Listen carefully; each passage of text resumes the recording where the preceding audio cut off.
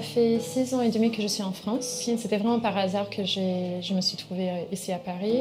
C'était une de mes meilleures copines, enfin ma deuxième sœur en vrai. Elle s'appelle Lily Hu. Un jour, elle m'appelle en disant voilà, tu fais quoi avec ta vie? Moi, j'étais en train de bosser comme une malade, dans la restauration toujours. Et elle m'a dit qu'elle prend une visa pour la France. Donc, j'ai dit bon, je viens avec toi. Et c'est vraiment par hasard.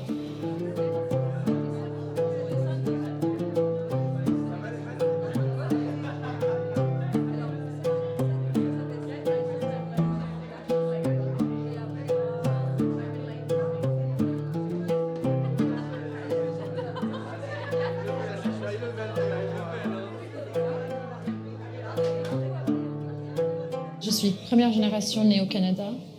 Mes parents libanais, ils ont parti durant la guerre civile.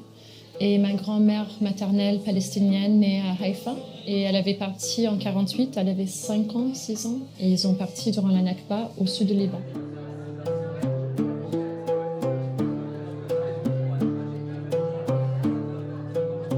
C'était la catastrophe.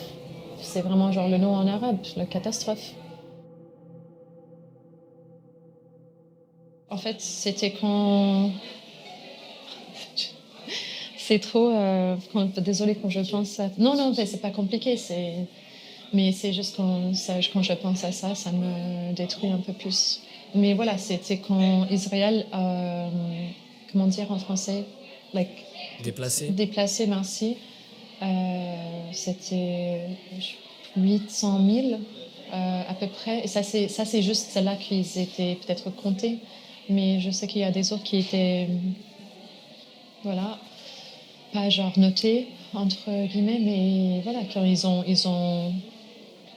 c'est quoi, ils ont volé, voilà, ils ont volé la Palestine. Voilà.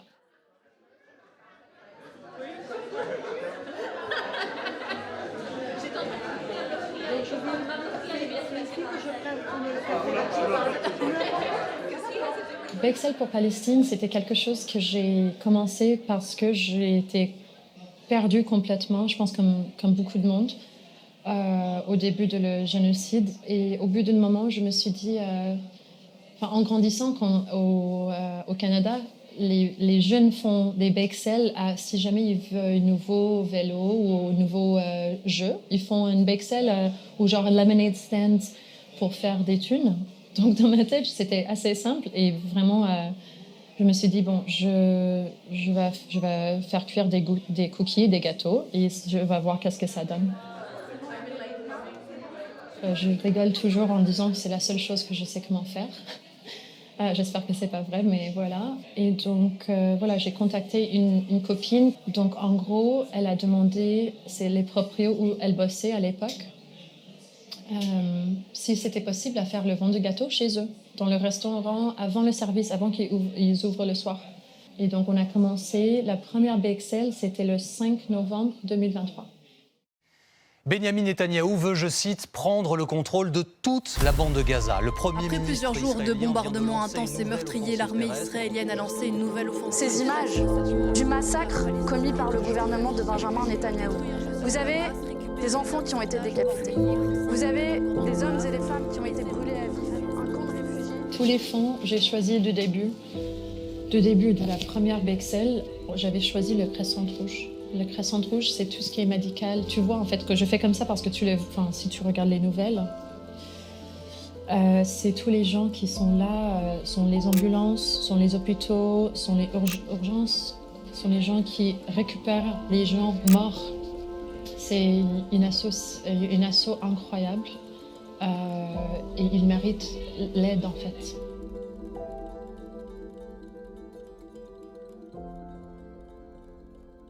Alors depuis 1 an et demi, il y a des week-ends que je cuisine même pas.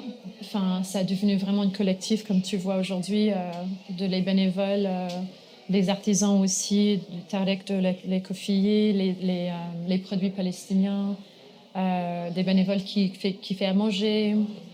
Donc pour moi, le jour du Bexel, c'est vraiment plus logistique.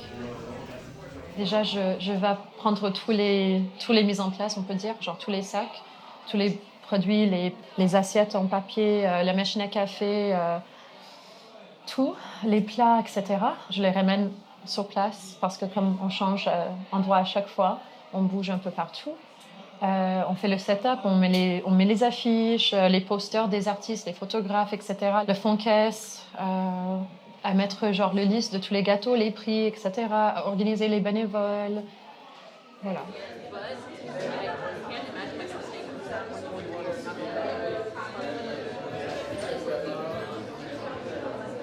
Donc après Paris, on a lancé à Toronto, bien sûr, où j'ai grandi. Donc, puis après ça, on a lancé aussi à Marrakech. On a lancé aussi en Algérie. C'était une bénévole, Wassila, elle est là aujourd'hui aussi, elle est là toujours, qu'elle a lancé à Alger. Enchantée, moi c'est Wassila. J'ai 31 ans, je suis juriste dans les droits de l'homme. J'ai un engagement pour la Palestine qui remonte à bien avant octobre 2023, dans le sens où depuis très petite, comment je pourrais expliquer ça? Moi, la Shoah, c'est quelque chose qui m'a bouleversée quand j'étais petite. Mais vraiment, foncièrement, je ne comprenais pas comment on a pu laisser le nazisme et le fascisme faire ce qui a été fait, en fait. Et j'ai étudié au niveau de la sociologie, des relations internationales, enfin, à plein de niveaux, j'ai essayé de lire et de me documenter pour comprendre comment on avait laissé faire. Donc vraiment, pour moi, le plus jamais, c'est plus jamais pour tout le monde, déjà pour commencer. La Palestine, depuis toute petite, c'est une cause qui me tient à cœur. C'est aussi un pays où j'ai pu me rendre 2 fois. Donc j'ai une affection particulière pour la Palestine et les Palestiniens. Et c'est tout ça aussi qui m'a amenée vers le champ des droits de l'homme. Et à travers mes études, mais aussi les stages que j'ai pu faire à la Cour pénale internationale ou au Cambodge avec le génocide des Khmers rouges. Et en rentrant chez moi et en ouvrant les réseaux sociaux, de voir en fait que c'est malheureusement la seule cause où le monde n'est pas d'accord. Pour tout le reste, parce que moi on m'a toujours dit mais pourquoi la Palestine?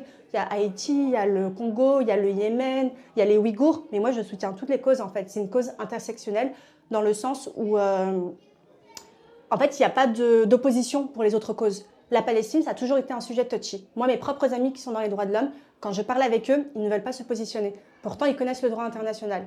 Donc, moi, c'est vraiment quelque chose qui me remue depuis très, très, très longtemps. Et en fait, pour en revenir à la Bexcel for Palestine, moi, ça a été ma safe place. Quand j'ai cru que j'allais devenir folle, faire un burn-out professionnel ou même dans ma vie personnelle, c'est de venir ici, de pouvoir porter un kéfier, à être entourée de gens qui ont des kéfiers, qui ont la même conviction, mais pas forcément dans la même intensité ou le même degré. On peut échanger, on peut discuter avec ces personnes.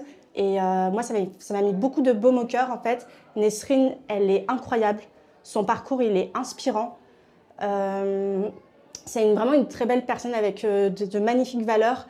Et sa gentillesse, elle m'a énormément touchée, en fait. Et si je devais mettre un mot sur Bexcel for Palestine, je dirais une safe place pour tous les gens qui étaient désemparés, qui étaient démunis, et qui ne savaient plus quoi faire.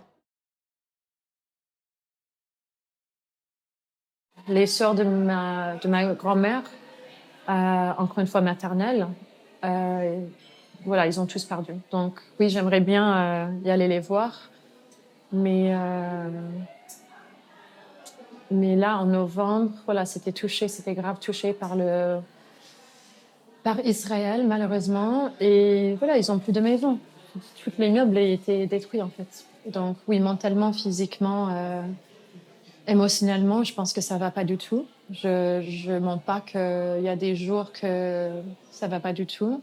Et après, voilà, alhamdoulilah, qu'on est bien entouré, je pense que ça me tient debout. Je dis toujours à les bénévoles, les bénévoles sont devenus mes meilleurs amis, en fait, que c'est eux qui me tiennent debout, parce que sans eux et sans la communauté entière, c'est pas du tout, je ne serais pas du tout dans le même cas que je suis aujourd'hui. Voilà. Tu serais dans quelle situation s'il n'y avait pas eu Bexcel for Palestine, tu penses? Je pense cassé, tout simplement, genre cassé.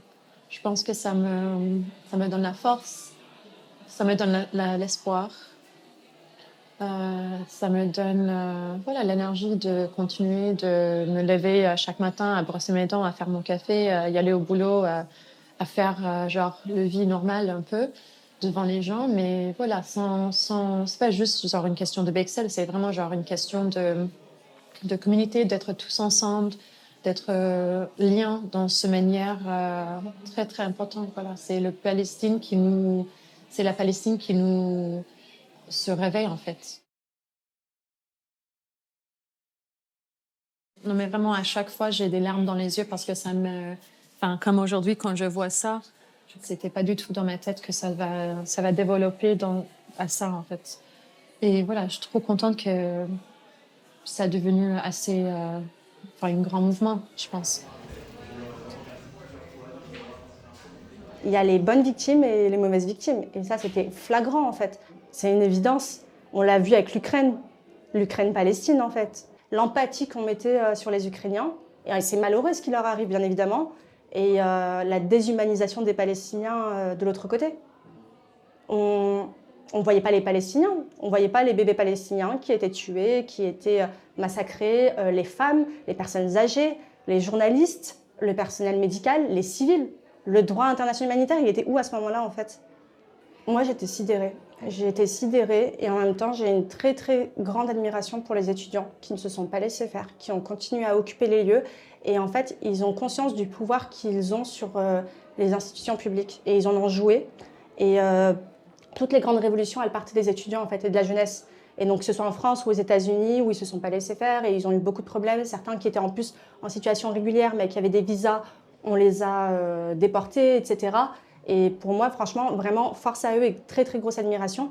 Mais encore une fois, en fait, ces jeunes-là, on doit normalement les entendre. On est en France, on est dans la confrontation des idées, la liberté d'expression. C'est leur vivier, en fait, normalement, ces institutions, surtout Sciences Po. Sciences Po, c'est l'école des débats, c'est l'école des confrontations. Et on va discuter, on va échanger, on va essayer d'en parler, en fait, et de voir que même dans ces institutions-là, il y avait une censure. Mais en fait, c'est là où on voit qu'on bascule vers le fascisme, en fait, et vers un État de plus en plus autoritaire qui ne laisse même pas les étudiants s'exprimer, parce que, encore une fois, les opinions qu'ils ont, elles sont en adéquation avec ce qui a pu être dit par les Nations Unies ou par plein d'institutions internationales.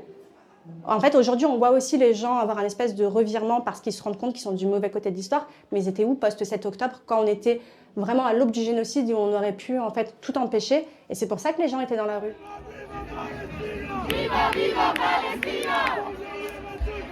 D'être tous ensemble, bien entourés, oui, c'est une mode de thérapie pour moi en fait.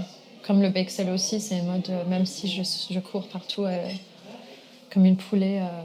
Mais oui, les manifs, c'est une mode de thérapie pour moi, vraiment. Et je sais que je croise toujours, on avait croisé le mois dernier en avril.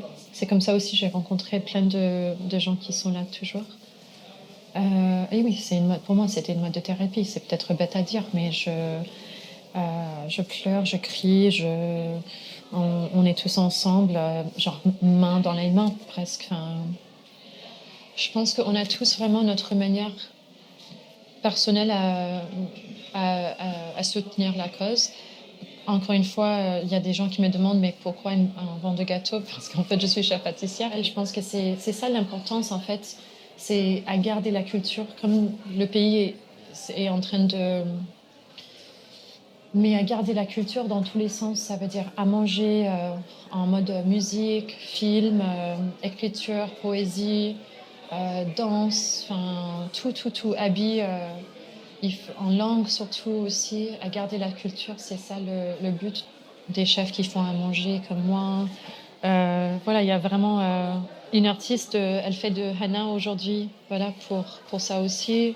On a tous notre manière différente à mettre à lumière les choses. Il y avait même des gens qui ont dit j'avais jamais rencontré une Palestinienne dans ma vie. Et là, on est genre des dizaines de Palestiniens qui sont là.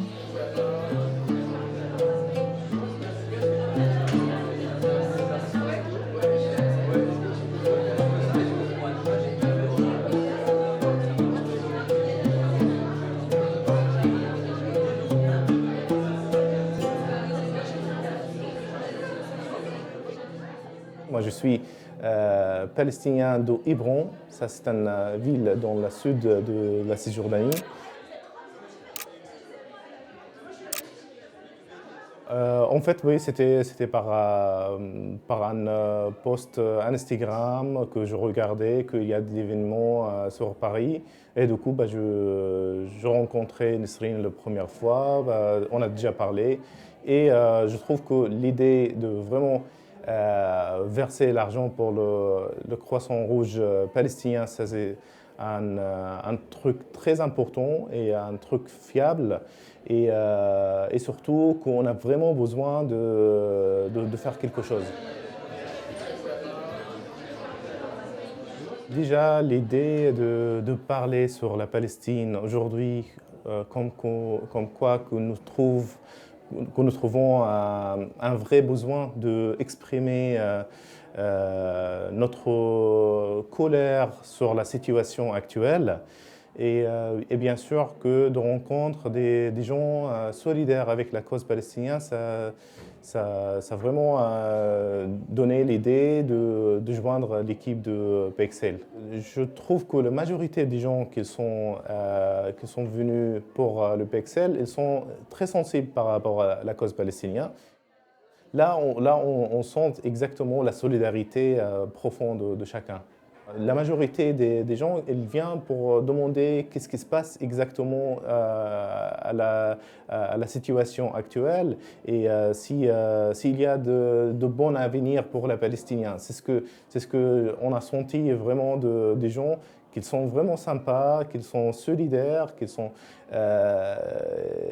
viennent pour soutenir les peuples. J'ai beaucoup voyagé et ça reste vraiment un de mes plus beaux voyages. J'y suis allée en 2018. C'était après mon stage à la Cour pénale internationale où j'avais rencontré une Palestinienne qui était dans la même équipe que moi, qui est devenue mon amie. Et elle savait en fait mon amour pour la Palestine. Et elle m'avait proposé en fait de venir chez elle. Donc elle habitait à Ramallah, qui est à côté de Jérusalem. C'est en territoire palestinien. Et j'y suis restée à peu près moins de 2 semaines. Et ça a été une expérience bouleversante. On voit l'apartheid, la ségrégation, le racisme.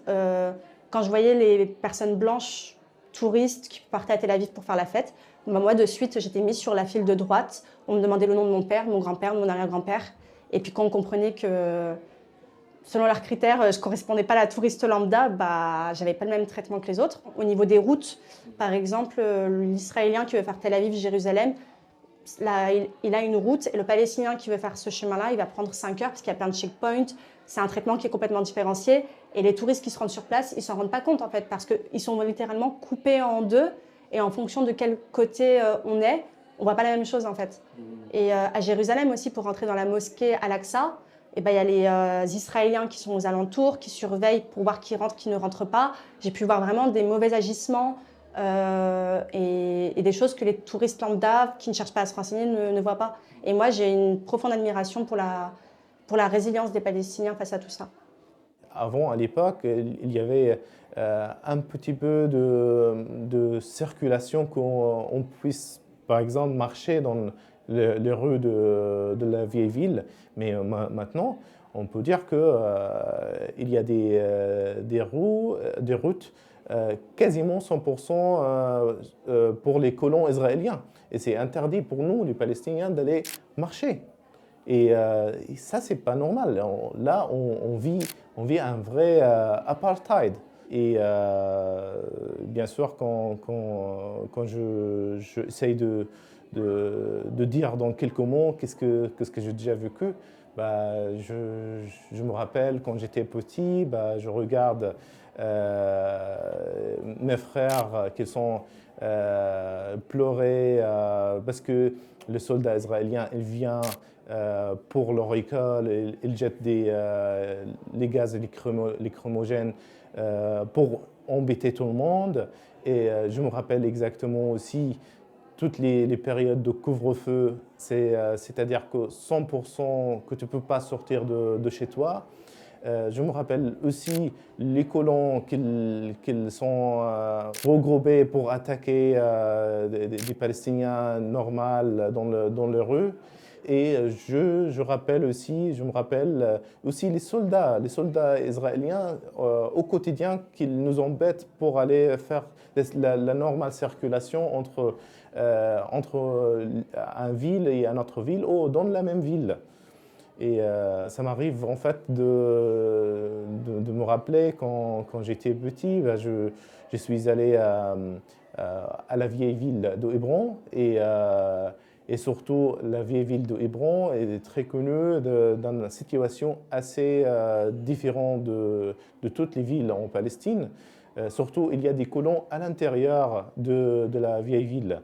Et pour ça, en fait, j'étais en train de balader avec mes copains.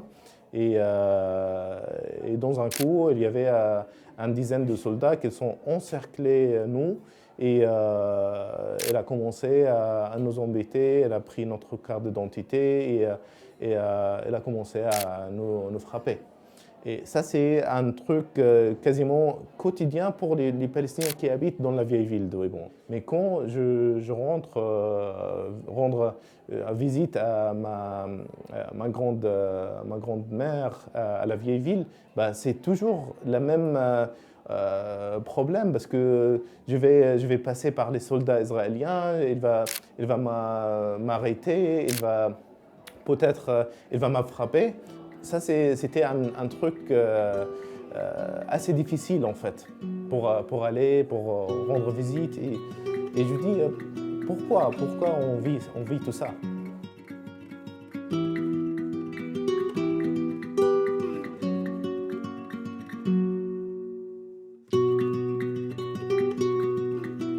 Ça, c'est une question que j'ai posée, en fait, à Raphaël Pitti, qui est un médecin humanitaire très engagé, à une conférence. Je lui ai dit, en fait, je suis dépassée par tout ce qui se passe. On a tout fait. On a sensibilisé, on a manifesté, on a récolté des dons, on a essayé de débattre. Je lui ai dit, j'ai l'impression que ça ne sert plus à rien en fait.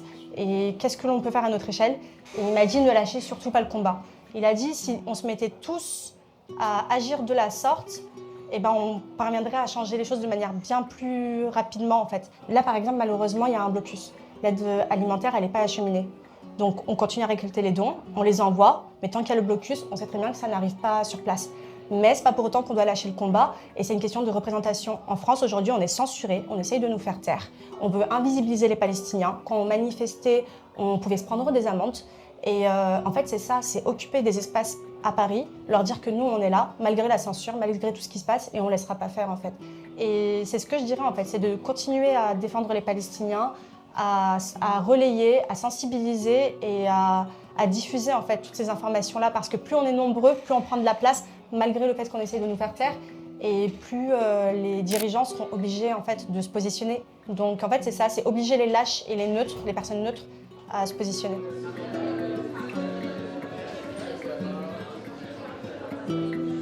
La Palestine, c'est pour les Palestiniens. Enfin, c'est pour ça que je dis on est obligé de faire quelque chose. Enfin, parce qu'on a les moyens de le faire. On a les moyens, on a le sang dans les veines. Alhamdoulilah, on est là, on peut faire quelque chose. Et donc, voilà, si j'ai un seul message pour les gens qui nous regardent comme Bexcel pour Palestine, voilà, qu'on peut tous faire quelque chose. On est obligé de faire quelque chose. Si jamais c'était nous, à leur place,